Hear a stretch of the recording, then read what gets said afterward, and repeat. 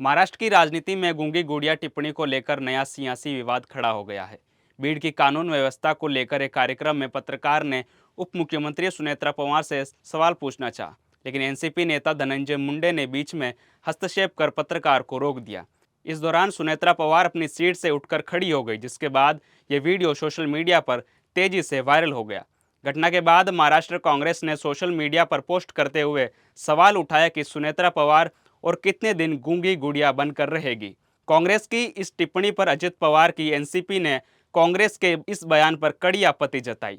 Party का कहना है कि यह शब्द कभी पूर्व प्रधानमंत्री इंदिरा गांधी के लिए भी उनके विरोधियों ने इस्तेमाल किया था, जिसे कांग्रेस तब अपमानजनक बताती थी। ऐसे में अब कांग्रेस का यही शब्द प्रयोग करना उनके दोहरे रवैये को दर्शाता है। एनसीपी के मुख्य प्रवक्ता उमेश पाटिल ने कहा कि लोकतंत्र में मतभेद और आलोचना स्वीकार्य है, लेकिन किसी महिला जनप्रतिनिधि के लिए अपमानजनक भाषा का इस्तेमाल उचित नहीं है। पार्टी ने कांग्रेस से अपनी भाषा वापस लेने और सम्मानजनक राजनीतिक संवाद बनाए रखने की मांग की है।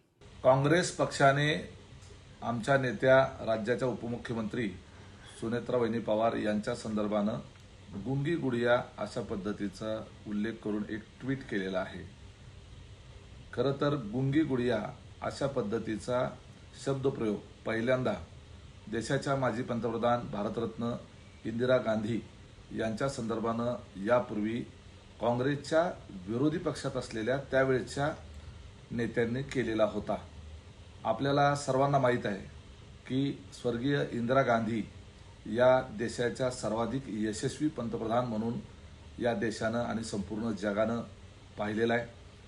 स्वर्गीय इंदिरा गांधी यांच्या व्यतिरिक्त आजपर्यंत देशामध्ये झालेल्या कुठल्याही पंतप्रधानांना पाकिस्तानचे 2 तुकडे करून त्यांना अद्दल घडवण्याचं कार्य करू शकलेले नाहीयेत।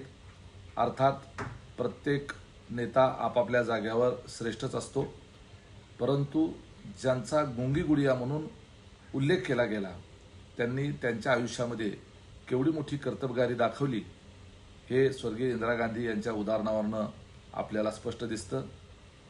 सुनेत्रा वहिनी पवार यांच्यावर अजितदादांच्या अकाली निधनामुळे अचानक पक्षाच्या नेतृत्वाची आणि त्याचबरोबर राज्य सरकारमध्ये उपमुख्यमंत्री पदाची जबाबदारी आलेली आहे। त्यांना पदभार घेऊन अजून 6 महिने सुद्धा झालेले नाहीयेत आणि लगेचच ज्यांच्या कुटुंबामध्ये आणि ज्यांच्यावर एवढा मोठा दुःखाचा डोंगर कोसळलेला आहे हे माहीत असताना काँग्रेस पक्षानं अशा पद्धतीनं असंवेदनशीलताचं प्रदर्शन करत अशी वक्तव्य करणं हे खरं तर त्यांना शोभत नाही।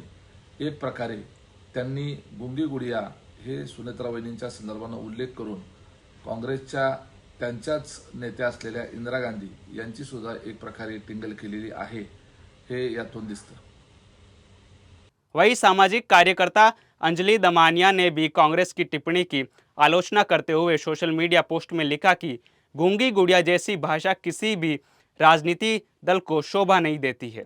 उन्होंने कहा कि भले ही उन्होंने एनसीपी के खिलाफ कई मुद्दों पर संघर्ष किया हो, लेकिन सुनेत्रा पवार के लिए इस तरह के शब्दों का इस्तेमाल पूरी तरह गलत है और इसकी कड़ी निंदा की जानी चाहिए।